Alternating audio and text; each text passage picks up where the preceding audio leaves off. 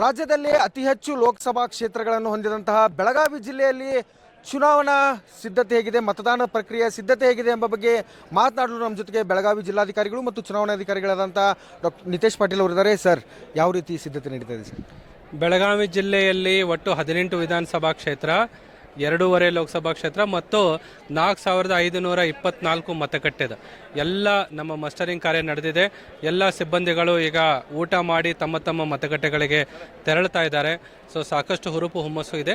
ಎಲ್ಲ ವ್ಯವಸ್ಥೆಯೊಂದಿಗೆ ನಾಳೆಯ ಮೇ 7ನೇ ತಾರೀಕು ಹೆಚ್ಚಿನ ಸಂಖ್ಯೆಯಲ್ಲಿ ಮತದಾನ ಆಗುವ ನಿರೀಕ್ಷೆ ಇದೆ. ಸಾಕಷ್ಟು ಬಿಸಿಲಿರುವಂಥದ್ದು, ಇದರಿಂದ ಈ EVM, VVPAT ಮತ್ತು CU ಏನಿದೆ ಈ ಯೂನಿಟ್ಗೂ ತಾಂತ್ರಿಕ ತೊಂದರೆಗಳಾಗ್ಬೋದು. ತಾಂತ್ರಿಕ ಸಿಬ್ಬಂದಿ ಯಾವ ರೀತಿ?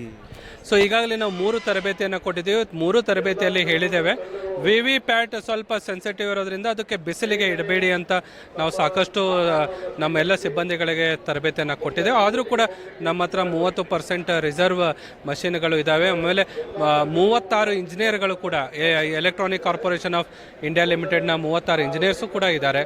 ಸೊ ಆದ್ದರಿಂದ ಏನೂ ಸಮಸ್ಯೆ ಇಲ್ಲ. ಸೊ ನಾವು ಫ್ರೀ ಆ್ಯಂಡ್ ಫೇರ್ ಎಲೆಕ್ಷನ್ ಶಾಂತಿಯುತವಾಗಿ ನಾವು ನಡೆಸಲಿದ್ದೇವೆ. ಇನ್ನೊಂದು ಬೆಳಗಾವಿ ಜಿಲ್ಲೆಗೆ ಒಂದು ಹೆಮ್ಮೆಯ ವಿಷಯ ಅಂತಂದರೆ ಏನು, ಚುನಾವಣಾ ಆಯೋಗದ ಅಂತಾರಾಷ್ಟ್ರೀಯ ತರಬೇತಿ ಅಂಗವಾಗಿ ಈ ಕಾರ್ಯಕ್ರಮದ ಭಾಗವಾಗಿ ಬೆಳಗಾವಿ ಜಿಲ್ಲೆಗೆ 5 ರಾಷ್ಟ್ರಗಳ ಪ್ರತಿನಿಧಿಗಳು ಬಂದಿರುವಂಥದ್ದು. ಹೌದು, 5 ರಾಷ್ಟ್ರಗಳ 10 ಪ್ರತಿನಿಧಿಗಳು ಬಂದಿದ್ದಾರೆ.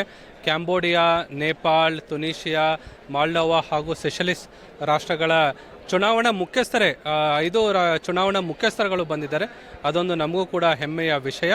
ಸೊ ಅವರು ಕೂಡ ಎಲ್ಲ 2 ದಿನಗಳ ಇಡೀ ಪ್ರಕ್ರಿಯೆ ನೋಡಿ ಮೇ 8ಕ್ಕೆ ಅವರು ವಾಪಸ್ ತೆರಳಲಿದ್ದಾರೆ. ಅವರಿಗೆಲ್ಲ ಇದನ್ನು ಪ್ರದೇಶಗಳನ್ನು ನಾವು ತೋರಿಸ್ತಾ ಇದ್ದೇವೆ, ಮತಗಟ್ಟೆಗಳಿಗೆ ಕರ್ಕೊಂಡು ಹೋಗ್ತಾ ಇದ್ದೀವಿ, ಅಣುಕು ಮತದಾನ ತೋರಿಸ್ತಾ ಇದ್ದೀವಿ, ಮತದಾನ ಪ್ರಕ್ರಿಯೆಯನ್ನು ಕೂಡ ನಾವು ಅವರಿಗೆ ತೋರಿಸ್ತಾ ಇದ್ದೀವಿ. 2ನೇ ಹಂತದ ಮತದಾನ ಏನು ನಡೀತಾ ಇದೆ ಈ 14 ಕ್ಷೇತ್ರಗಳ ಪೈಕಿ ಅತಿ ದೊಡ್ಡ ಜಿಲ್ಲೆ ಬೆಳಗಾವಿ. ಸೊ ಎಷ್ಟು ಚಾಲೆಂಜಿಂಗ್ ಇದೆ ಸರ್ ಜಿಲ್ಲಾಡಳಿತಕ್ಕೆ? ಸೊ ಚಾಲೆಂಜಿಂಗ್ ಇದೆ, ಬಟ್ ನಮ್ಮ ಭಾರತ ಚುನಾವಣಾ ಆಯೋಗದ ಪ್ರಕ್ರಿಯೆಗಳು ಇಷ್ಟು ಸಿಸ್ಟಮೆಟಿಕ್ ಇದೆ, ಸ್ಟ್ಯಾಂಡರ್ಡ್ ಆಪರೇಟಿಂಗ್ ಪ್ರೊಸೀಜರ್ ಇಷ್ಟು ಸಿಸ್ಟಮೆಟಿಕ್ ಇರೋದ್ರಿಂದ ಅವರ ಮಾನದಂಡಗಳ ಪ್ರಕಾರ ನಮ್ಮ ಎಲ್ಲ ಸಿಬ್ಬಂದಿಗಳು ತುಂಬ ಅಚ್ಚುಕಟ್ಟಾಗಿ ತರಬೇತಿಯನ್ನು ಪಡೆದಿದ್ದಾರೆ.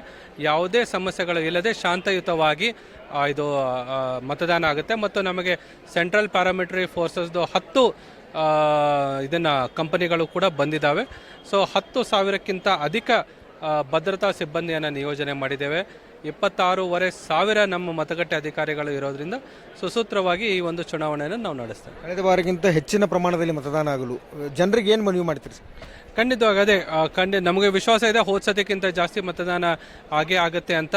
ಸೊ ಹೆಚ್ಚಿನ ಸಂಖ್ಯೆಯಲ್ಲಿ ತಾವು, ತಮ್ಮ ಕುಟುಂಬದವರು ಮತ್ತು ತಮ್ಮ ಅಕ್ಕಪಕ್ಕದವರು ಕೂಡ ಒಂದು ಚುನಾವಣಾ ಪರ್ವ, ಒಂದು ಹಬ್ಬದ ರೀತಿಯಲ್ಲಿ ತಾವು ಬಂದು, ನಾಳೆ ರಜೆ ಕೂಡ ಇದೆ, ಸೊ ಆ ರಜೆಯನ್ನು ಉಪಯೋಗಿಸಿ ಕಡ್ಡಾಯವಾಗಿ ತಾವು ಬಂದು ಇದನ್ನು ಮತ ಹಾಕಿ ಸಂಭ್ರಮಣೆ ಮಾಡಬೇಕು ಅಂತ ನಾನು ಕೇಳ್ಕೊತೀನಿ.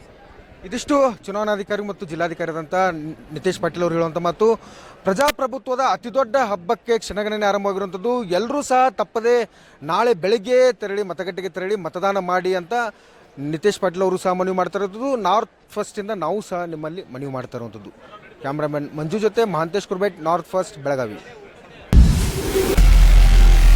ನಾರ್ತ್ ಫಸ್ಟ್, ಉತ್ತರ ಕರ್ನಾಟಕದ ಆವಾಜ್.